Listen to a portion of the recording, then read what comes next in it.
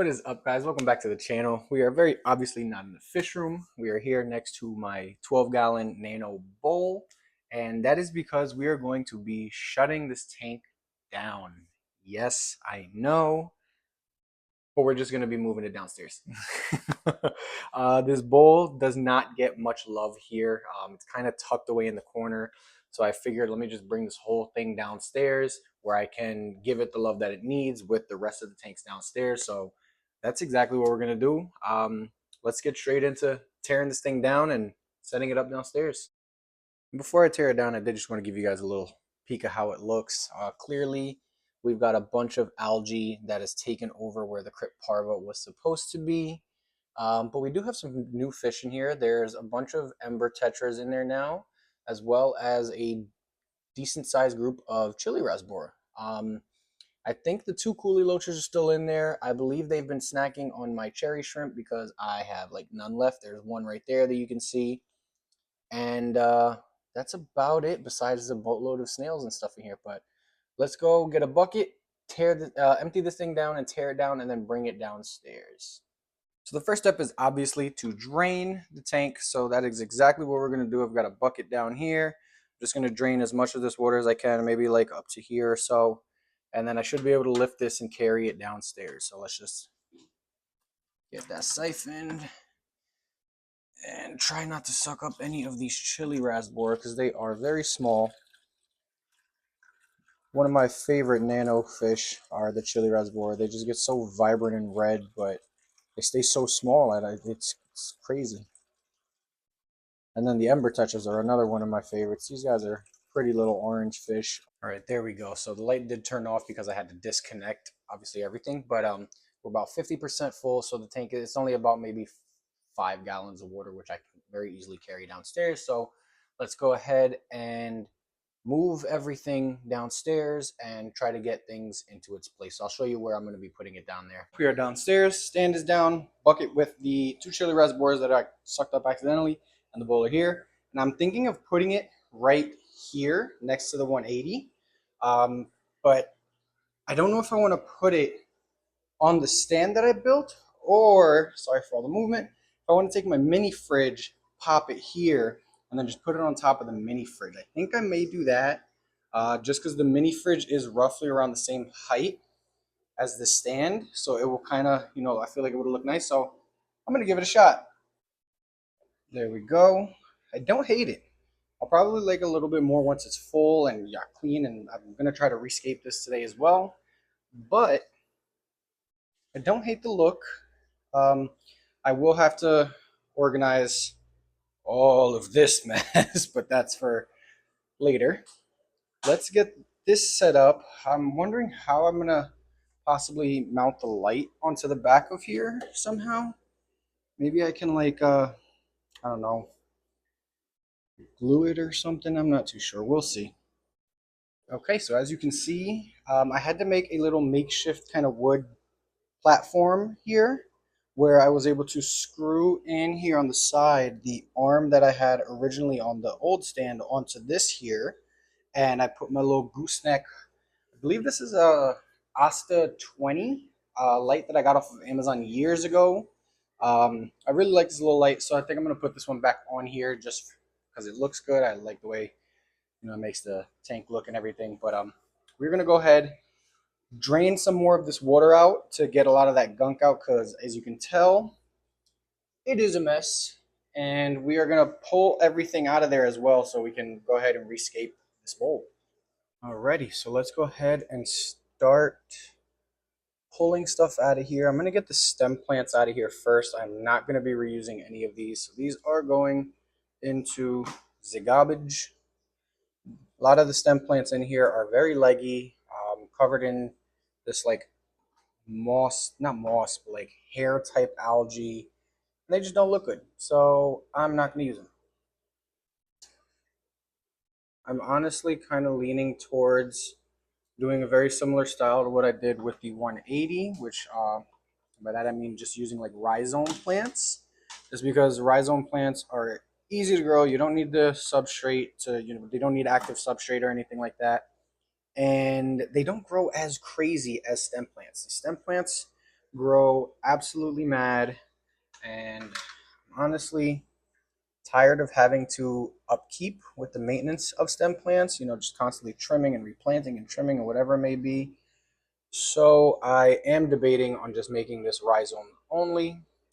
I might just do the scape in this tank for this video, and then in a future video grab a bunch of the, I mean, I already have Anubias and some boosts and stuff in here, but grab a bunch of the floating Anubias and stuff that I have in one of my other tanks over here and use that to fill this tank up, with a whole bunch of different type of rhizome plants. I've got some, narrow leaf Java ferns and stuff like that, and then other types of Anubias and things like of that nature. So that is probably what my game plan is going to be. So this video, or at least this clip, is going to be just me aquascaping and cleaning things out, and then in the next clip will probably be planting everything.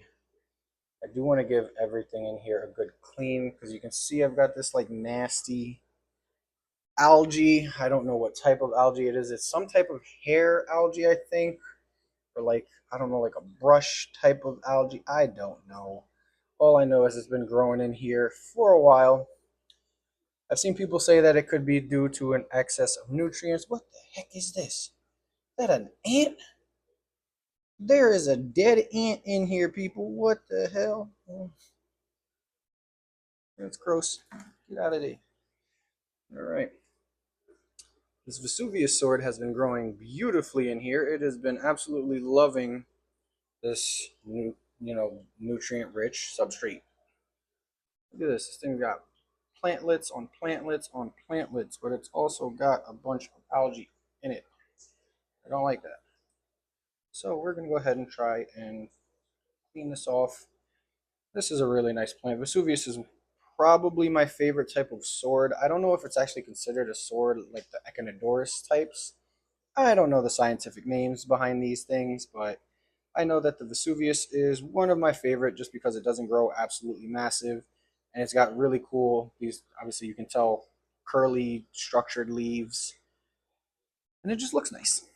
I got a bunch of dragonstone in here that I will probably be reusing elsewhere. So where am I? I don't even know. Got my little styro here just to kind of toss all of my stuff onto. What we got here? Oh, a nerate snail. Little nerate snail. You can go right back in there. There's one last stem plant here. This is garbage. And we've got this cool little driftwood here with Anubias and a piece of dragonstone kind of glued onto it for my attempt of escape. So the plants I'm going to be putting into the little bucket there, and everything else, all the scaping materials and stuff, will go on the styro. Do I have any coolie loaches left in here? Honestly, have no idea. I don't see any of them. Oh, this is a nice piece of little boost right here, growing nicely on that driftwood. I'll leave that on there. Oh, coolie loaches, where are you? Another little nice Anubias there on this little itty bitty driftwood. Okay, Anubias can go in there. Do I have any more Anubias? No. So the rest of this is Parva and the Dragonstone. So let's start pulling the stone out of here. I do see a coolie loach in here. So the coolie loaches did not die off completely. Yeah, so my population of shrimp done.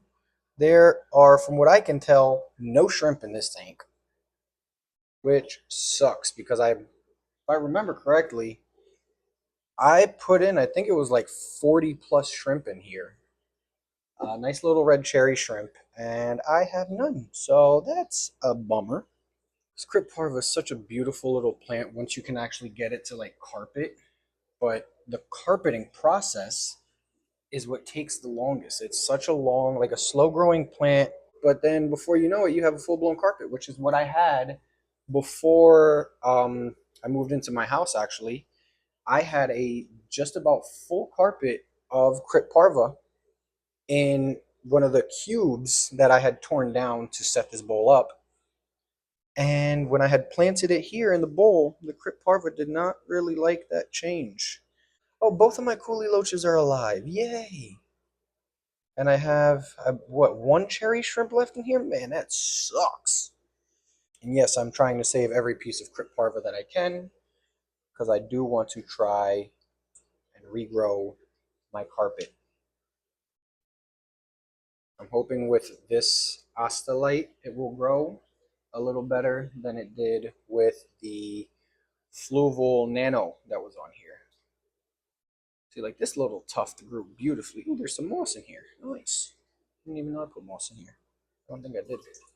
You see, like this little tuft grew great, but some of the others, not so much.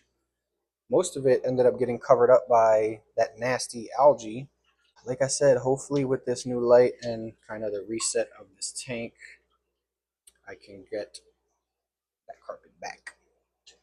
Alrighty guys, so we are just about empty here. I've got to go ahead and again drain this down even more and try and maybe possibly catch out some of the inhabitants in here. Got my little heater here. I don't even know if I'm going to plug in this heater. I may. We'll see. Let me just pull this out. I got to clean all this nasty algae off here. Like, look at that nastiness. That's gross. So I decided to change my game plan. I ended up catching out all of the fish, and they are now here in this little bucket with just a little bit of water. I'm going to fill this up a bit.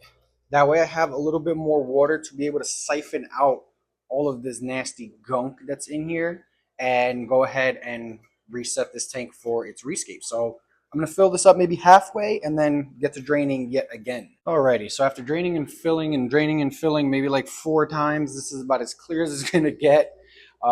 There is still a little bit of, like detritus and stuff in here. Not detritus, but like fish poop and all of that. But I don't want to pull it all out just because it is nutrients for the plants. I am going to be putting some stem plants back in here. Not all of them are going to be stem plants, not even a lot, but there are going to be some root feeders in here, so I do need the substrate. So next step is going to be to try and aquascape this. I'm going to see if I can use some of the driftwood that I have down here in the fish room and maybe a couple other pieces that I was already using inside of there. I'm going to play around with that, try to scape this as nicely as possible. That way I can go ahead and fill this up and put my fish back in there. Okay, so that looks really good so far. All it is one piece of driftwood in the middle with some of the dragonstone around it. Sorry, I'm blocking the camera here. But I'm probably going to go ahead and toss some of like these smaller pieces of driftwood that I had in there and kind of maybe make it branch out a little bit more. But again, I'm going to continue playing around with this and see how far I get. Clearly, I have my glue here so I can glue my plants and stuff down. And yeah, I'll show you guys what I get after I finish up here.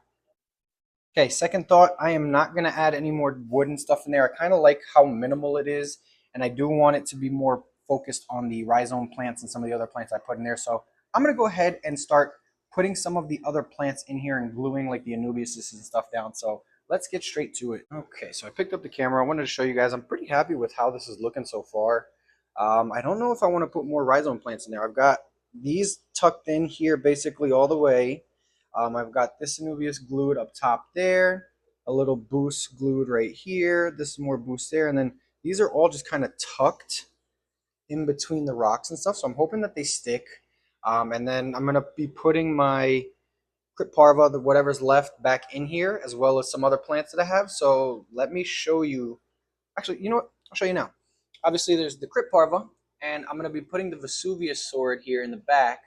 But I also have these tissue cultures here of plants that I've got. This is Rotala macrandra. I got these at the Bucks County Aquarium Society, the auction that they did, or the Bucks County auction, sorry, long ago, as well as this Pogostamen helferi. It's also Downoi is known as, but I'm going to be putting this in the foreground and this in the background along with this stuff. So I feel like that would be a nice little look in here. Let's get to it. I am pretty content with how that looks. That actually looks pretty good. As you can see, I've got the parva. Let's see if I get an aerial view. Yeah, so I got the parva right along there. I split the Downoi into two sections, or the Pogostemon Hellfire into two sections, so I planted that there. I got my Vesuvius on either corner here, and then in the back, you can see there I've got 3 plugs of the Rotala macrandra, so hopefully that takes off.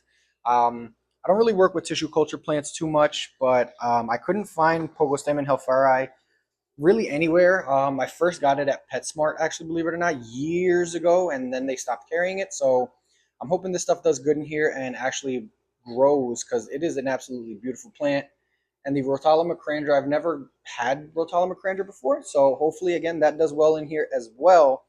Let's go ahead and fill this up so you guys can get a better look at what it's looking like, and then get the heater and the fish popped in here.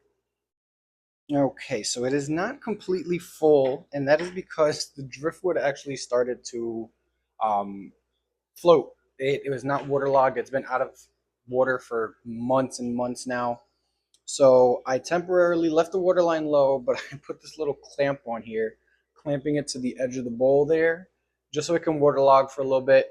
I added an air stone. That's another thing. This tank, this bowl, is going to be filterless. There's no filters in it, just the air stone temporarily. Eventually, hopefully, I can remove the air stone and this thing will be on autopilot. I want to do, a little filterless ecosystem kind of thing here. So let's go ahead and dump our inhabitants back in here. But before we dump them in, I do want to count them because I want to know what I've got. I know I've got a decent amount of chilies and a decent amount of embers and the 2 coolies. So let's see what we got in there. Okay, so far I added the 2 cherry shrimp, 1 Neorite snail, the 2 coolie loaches, and 7 ember tetras. There may be a couple more in here. It's kind of hard to tell what they are until you catch them. So I think the rest of these may be Chili's Rasbora, which puts me at I don't know how many. See, I got 2 in the net. Nope, no, 1 in the net, none in the net. Let's see here. Alrighty, guys. So our final count was 7 ember tetras, 11 chili rasbora, 2 coolie loaches, 2 cherry shrimp, and a single Neorite snail. I did have to move the wood or change it to the big clamp because the small one was not holding. So this will temporarily be on here until this driftwood is waterlogged. I give it maybe like a week or two. Honestly, I'm fine with looking at it like this. Um, but yeah, so we've got our nice little school of nano fish in here, new plants and everything. So hopefully this light does justice and will continue to grow these plants, especially the new tissue culture plants.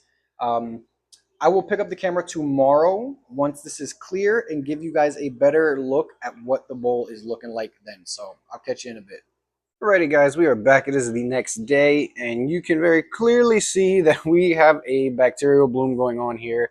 It's a little bit cloudy.